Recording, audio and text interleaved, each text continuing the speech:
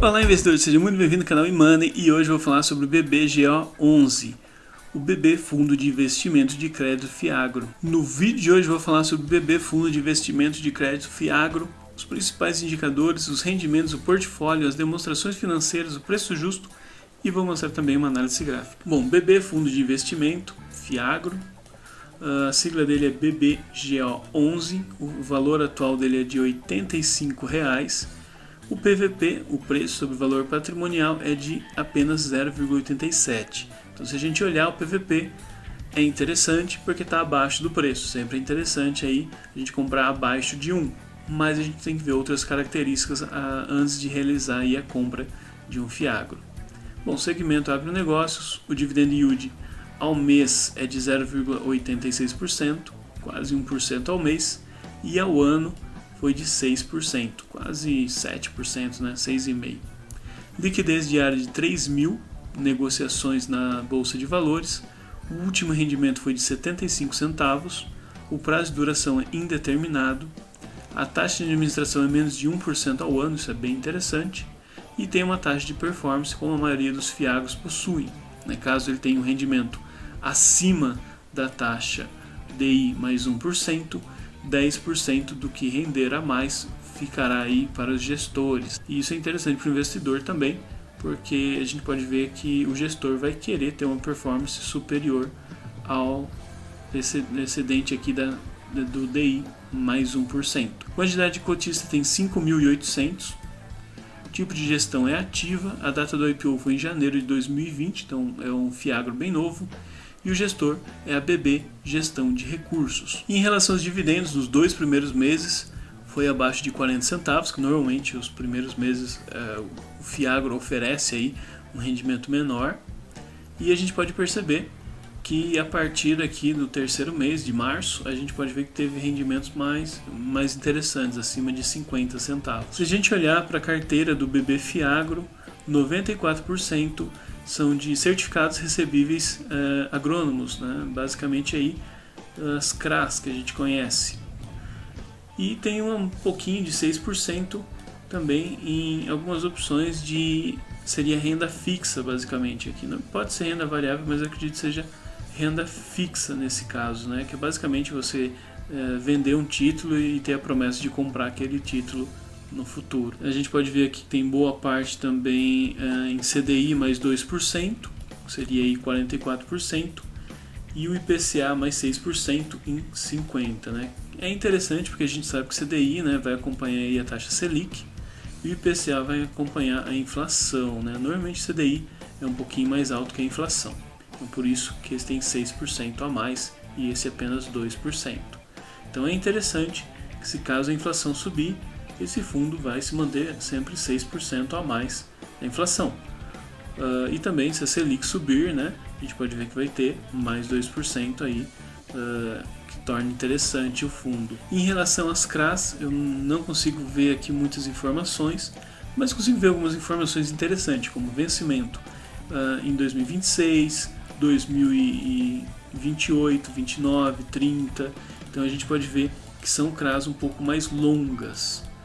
A gente pode ver em relação ao PL, nenhuma aqui possui mais de 20%, na verdade nenhuma possui nem 10%, isso é interessante, né? Nunca é bom um fundo que tem aí 20%, 30% em uma única CRA, porque se aquela CRA tiver algum problema, com certeza vai impactar nos rendimentos do Fiagro. Aqui a gente pode ver que as taxas de compra são umas taxas interessantes, né? Taxa de 5%, de 6%, isso é bem interessante. E aqui a gente consegue ver algumas outras CRAs também, que é um vencimento para 2024, 2025. Então tem algumas CRAs que vão estar vencendo aí 2024 e 2025. Que em 2024 a gente tem apenas duas, né? Então 2025, 2026 é um ano para ficar mais interessante, para ficar mais ligado nos relatórios. E aqui a gente pode ver que nenhuma realmente está chegando a 10%, né? Isso é interessante. A única coisa que eu gostaria de ter também aqui, quem é o emissor, né? É interessante que não esteja um único emissor, e também seria interessante de ver o LTV, que eu não encontrei no relatório, mas seria interessante no futuro colocar isso. Bom, em relação aos demonstrativos financeiros, né, a gente pode ver que em 2021, né, no início aí deste FIAGRO, né, a maior parte era de lucro que ela teve foi em aplicações financeiras de operações compromissadas. Então, basicamente, você tem aí um título, você comprar ele, depois você vende e promete estar recomprando no futuro. Então, a maior parte do lucro foi em relação a isso. Também teve LCA e uma pequena parte em CRA. Né? Então, não teve um início com LCA com CRA diretamente. A gente pode ver que foi mais operações compromissadas. E a gente pode ver que teve aqui também no patrimônio, teve lucros acumulados, né? Olha aqui, a gente pode ver que teve um lucro não tão alto, né? Teve um lucro de 973. E aqui a gente pode ver o total positivo, né? Olha que interessante. Então ele tem um lucro acumulado, ele tem uma reserva aí, que a gente pode dizer de lucro, né? Mas é uma reserva bem pequena, pelo menos no começo desse fundo. A gente pode ver que é 0,25, não é uma reserva tão relevante. Em relação ao preço justo, os dividendos distribuídos por ano são de R$ 5,63 por cota. Lembra? Você tem uma cota, então nesse ano você recebeu R$ 5. Se você tem duas cotas, recebeu R$ 10 e assim por diante. Se a gente olhar para uma taxa Selic de 13%, o valor justo seria de R$ 26. Então, se a gente comparar os dividendos distribuídos por esse FIAGRO a uma renda fixa, né, o que compensa mais? Eu colocar esse dinheiro num CDB ou nesse FIAGRO? Normalmente, nesse momento, né, que a gente está, o valor justo seria 26. Como a cotação atual está em 86, não faz sentido. É melhor deixar na renda fixa, num CDB. Então, até o momento não faz sentido. Mas tem um detalhe. Esse FIAGRO não tem um ano ainda. Então, se a gente fizer uma previsão, eu fiz uma previsão bem simples e deu que os dividendos seriam em torno de R$ 7,50 no final deste ano. Né? A taxa de R$ 3 seria o valor justo de R$ 54.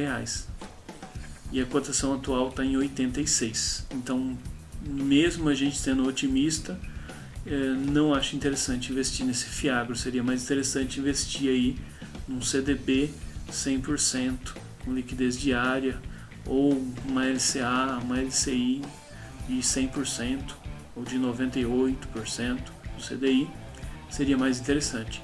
Então eu não vou investir nesse FIAGRO porque eu não achei interessante, a não ser que ele venha distribuir mais dividendos. Se aumentar os dividendos, aí eu posso fazer uma previsão, uma projeção um pouco mais interessante e talvez valha a pena a gente investir no futuro, mas nesse momento para mim não faz sentido. Olhando para a análise gráfica, né, a gente pode ver que o FIAGRO caiu de valor, né, ele chegou a valer lá seus R$100 e agora está valendo R$ 87. Eu posso operar vendido? Também não faz sentido, né? Nesse momento a gente pode ver que até está um momento interessante para operar vendido, mas teria momentos melhores para fazer isso, né? Seria aqui em 92, 90, mas mesmo assim é uma operação bem arriscada e eu não acho interessante essa operação, principalmente para quem está começando.